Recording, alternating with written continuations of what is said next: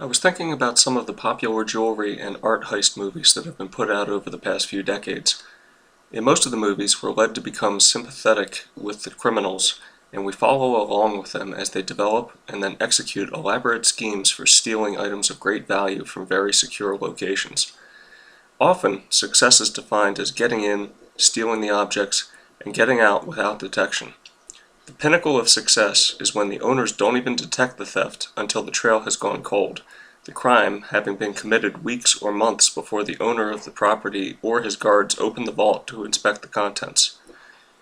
In a way, our modern economy is much like one of these heist movies, with the general population playing the part of the owners of the jewels or artwork. The jewels and artwork are no longer in the vault. They've been taken long ago. Now, we're just waiting for the moment in time when the vault is opened to reveal that the most valuable pieces of property are missing, with little hope of recovering them. What makes real life different from the movies is the grand scale of this heist. It's not a few jewels that are missing, but cash on deposit, promises of retirement funds to people who have worked their entire lives expecting to receive them, fractional ownership in companies that have been impaired, and even title to commodities to which the custodians have pledged as collateral for bad loans. What also makes things different is that because the population is not a single owner of the wealth, the crime can go undetected for as long as the vast majority of people expect no wrongdoing. If a few people go to their bank to remove all of the deposited cash, the banks will undoubtedly honor the request and produce the cash. If more than 10% of the people did so, then the banks would need to close for a few days until the Federal Reserve is able to create cash the depositors thought was there. And then, after the fresh money is printed, the depositors standing in line can have their cash, but the theft will be spread out over all of the owners of all of the cash in existence in the form of inflation. It would be much like everyone thinking they owned a Rembrandt, when in fact there were many perfect copies made every time one was removed from the vault. In a way, a perfect crime. Recently, Detroit made it clear, at least on a small scale, that custodians of wealth cannot be trusted. The pensions and health care of thousands of employees was put into doubt a couple of Thursdays ago when the city declared bankruptcy. The value of billions of dollars worth of municipal debt was also put into question.